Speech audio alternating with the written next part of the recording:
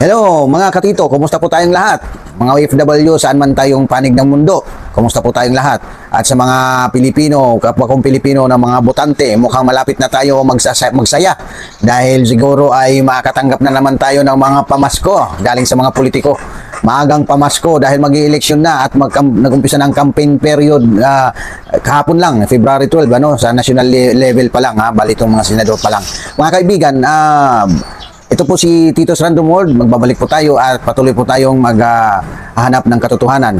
Mga kababayan, nais ko lang po sa inyo ibalitang isang issue na ngayon lang nangyari ngayong araw, February 13. Nais ko lang po sa inyo ibalita ang isang update tungkol sa isang sekretary or gabinete ng Pangulong Marcos na nag-resign. Medyo kagulat-gulat ito mga kaibigan, na bakit kaya nag-resign mga kaibigan, pero hindi natin alam yon. Ito po, gusto natin malaman kung sino ito. Ito ay sa Secretary of Transportation, DOTR Secretary, si Secretary Jaime Bautista, na sabay ito naman po ni Pangulong Marcos noong June 30, 2022. At nag-resign lang po siya ngayong araw lang, February 13. Mga kaibigan, mayroon po dito isang statement. Gusto ko lang po basahin tungkol sa ito sa pagre-resign ni Secretary Jaime Bautista. Ito pong nakasad dito, statement. Secretary Jaime J. Bautista is stepping down as Secretary of the Department of Transportation to give attention to his health.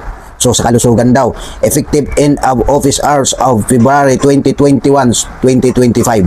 So sa 25 ang last duty niya after fulfilling prior office commitments. President Ferdinand R. Marcos Jr. has accepted his resignation while appointing a replacement.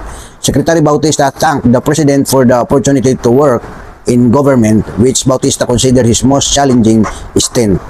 He also called his first government post most enriching, having served with utmost integrity. Secretary Bautista looks forward to a smooth transition, after which has much needed vacation to recuperate from 2.5 years of intense public service. So, yun mga kababayan.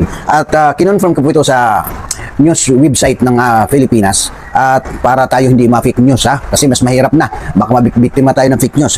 Buksan ko po ang isang news website, ang Insider PH. Ito yung headline nila. Transportation Secretary Jaime Bautista is stepping down on February 21, 2025 after wrapping up commitments and ensuring a smooth transition.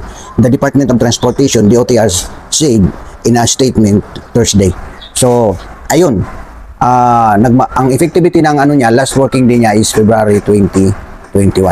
So kaibigan, nakakalungkot itong balita dahil nga isa namang kabinete ang nag-resign at allegedly ang dahilan niya sa pagre-resign ay health, about sa kanyang kalusugan, at sana po wala na ba ibang dahilan.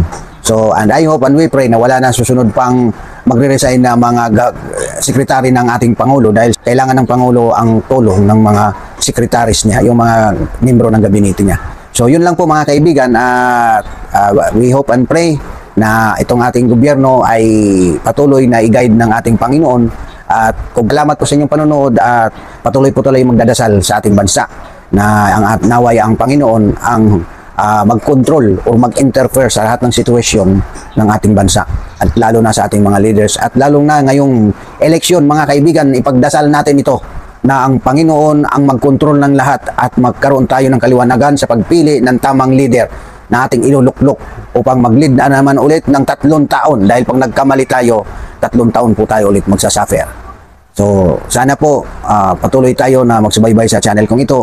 At doon po sa hindi pa nag-subscribe, hit lang nyo po ang subscribe button at ma-update kayo sa sunod ko pang i-upload ng mga videos. God bless us all. God bless the Philippines.